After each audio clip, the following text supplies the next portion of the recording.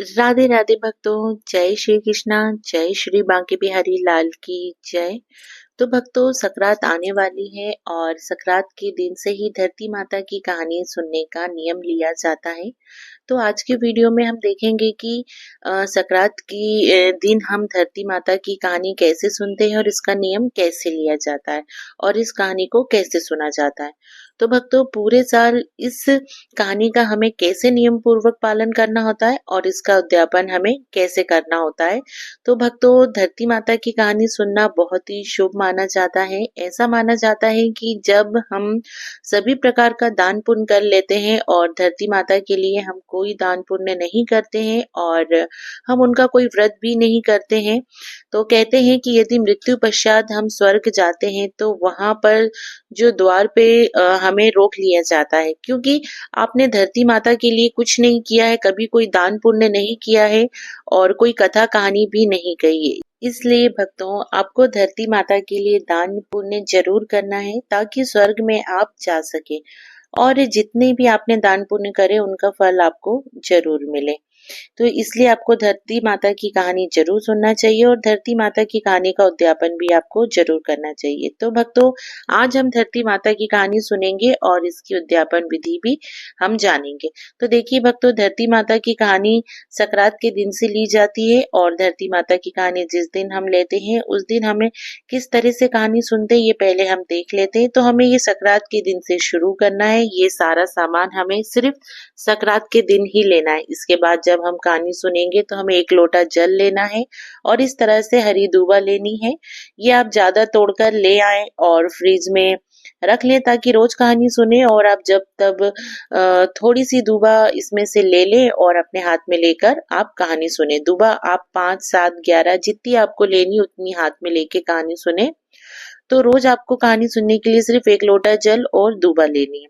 लेकिन जिस दिन आप कहानी सुनना प्रारंभ करेंगे, मतलब सकरात वाले दिन, उस दिन आपको ये सब चीजें लेनी है, क्योंकि इस दिन आपको नई 4 कटोरी लेनी है। इसमें आप रेवड़ी ले लेंगे या फिर आप तिल और उसमें कुछ भूरा मिला लेंगे या आप तिल से बनी हुई कोई भी आप मिठाई ले सकते हैं। 1 कटोरी साबुत मूंग ले लेंगे या मूंग दाल ले लेंगे, 1 कटोरी चावल लेंगे और 1 कटोरी मूंगफली लेंगे। हमने ये चारों चीजें ले ली हैं क्योंकि पहले दिन हमें इस प्रकार से ये 4 चीजें लेनी है। इसके साथ हमें पहले दिन भगवान गणेश जी को विराजमान करना है। ये बात आप जरूर रखें क्योंकि आपको भगवान गणेश जी की ही स्थापना करनी है। ये तो आप सभी जानते हैं कि सबसे पहले हमारे गणपति जी को ही पूजा जाता है, इसलिए आपको गणपति जी को विराजमान करना है। फिर सबसे पहले हम चौकी बिछाएंगे, फिर उसमें हम पीला कपड़ा रखेंगे, फूल का आसन लगाएंगे, फिर इसमें हम भगवान गणेश जी को विराजमान करेंगे। फिर हम कलश स्थापित करेंगे। सबसे पहले हमें कलश पर जल समर्पित करेंगे, कलावा बांधेंगे, तिलक करेंगे। फिर हम भगवान गणेश जी को भी तिलक करेंगे, वस्त्र स्वरूप कलावा समर्पित करेंगे, फूल समर्पित करेंगे। फिर हम दीप लेंगे और उसे तिलक करेंगे, पुष्प समर्पित करेंगे और फिर दीप को भी प्रज्वलित करेंगे। फिर हाथ में दूबा घास लेंगे और कहानी सुनेंगे। कहानी का वीडियो आपको मेरे चैनल पर मिल जाएगा, मैं इसकी लिंक डिस्क्रिप्शन बॉक्स में डाल दूंगी। भक्तों, ये मैं आपको सिर्फ डेमो वीडियो बता रही हूँ, इसलिए अभी जो मैं आपको बातें बता रही हूँ आप ही इसी तरीके से पूजा सरल विधि से कीजिएगा। इसके बाद भक्तों, दूबा घास भगवान गणेश जी को समर्पित करेंगे और थोड़ी दूबा घास आप लोटे में डाल देंगे। इसके बाद जो 4 कटोरी हमने ली है, जो आप देख रहे हैं, उसको हम हाथ में थोड़ा जल लेके और साड़ी के पल्लू से हम इसको चारों तरफ घुमा देंगे। तो ये चीज आपको जरूर करनी है क्योंकि आप अपने हाथ में जो जल लेंगे तो उसको आप जो साड़ी पहने हैं या आप जो दुपट्टा ओढ़े हैं उसके पल्लू में आपको जल लेना है और कटोरी के चारों तरफ से आप घुमा लेंगे 2 बार और हाथ जोड़कर आप प्रणाम करेंगे। तो ये आपको जरूर करना है क्योंकि उसके बाद जो हमने जल का लोटा लिया है उसे हम सूर्य देवता को अर्घ्य दे देंगे और ये कटोरी जो हमने ली है, ये चारों कटोरी हम दान कर देंगे। ये आप दान अपनी सास को भी दे सकते हैं, ननद को भी दे सकते हैं या आप अपनी जेठानी को भी दे सकते हैं। आप चाहें तो इसे मंदिर में भी दान कर सकते हैं। ये कटोरी आप चाहें तो किसी एक को दान कर सकते हैं या आप 4 अलग-अलग लोगों को दान कर सकते हैं। इस तरीके से हमें कहानी की शुरुआत करनी है। इसके बाद हमें एक साल तक कहानी सुननी है। कहानी सुनने के बाद अगली सकरात को इसका उद्यापन करना है। हम उद्यापन करेंगे तब हमें 4 अलग से कटोरी लेनी होगी। तो अब हमें इसका उद्यापन कैसा करना है, अब आप ये भी समझ लें। तो इसके उद्यापन करने के लिए भी हमें 4 अलग से कटोरी लेनी होगी, साथ में हमें चप्पल ज़रूर लेनी है। धरती माता के लिए हरे हरे रंग की साड़ी ज़रूर लेनी है, पैंट शर्ट का कपड़ा लेना है। आप सूट भी ले सकती हैं साड़ी की जगह। एक लोटा लेना है या वो तांबे का, स्टील का, जो भी यथासंभव आपसे जो लेते बने आप वो ले लें।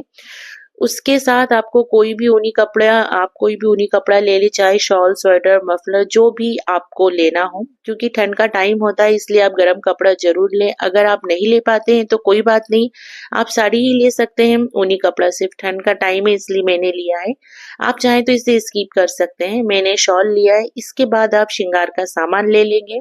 इसमें हमें 5 चीजें लेना है, जैसे चूड़ी, बिंदी, सिंदूर, मेहंदी, अलता। अगर आप 5 चीजें नहीं रख पाते हैं तो चूड़ी और बिंदी जरूर रखें। दान के लिए तो आप बहुत कुछ दान कर सकते हैं, पर मैं आपको यहाँ पर सिर्फ जो जरूरी है वही सरल तरीके से बता रही हूँ। आपको दान के लिए जो 4 कटोरी लिए हैं उसमें एक कटोरी में आपको दूबा घास लेनी है और साथ में दक्षिणा जरूर रखना है, क्योंकि आप जानते हैं हम कोई भी वस्तु का दान करते हैं तब हमें दक्षिणा अवश्य रूप से रखना होता है, क्योंकि दक्षिणा के बिना दान अधूरा माना जाता है। तो भक्तों, ये सारी चीजें जो हमें धरती माता के उद्यापन के लिए चाहिए होती हैं, आप देख सकते हैं 4 कटोरी मैंने ले ली है। साथ में धरती माता के लिए साड़ी, श्रृंगार का सामान, लोटा, पैंट शर्ट का कपड़ा, चप्पल, गरम शॉल, ये सारी चीजें ली हैं। अब हम हाथ में साड़ी का पल्लू लेंगे और इसमें जल लेंगे और इन सारी चीजों पर से 2 बार घुमाएंगे और हाथ जोड़ लेंगे।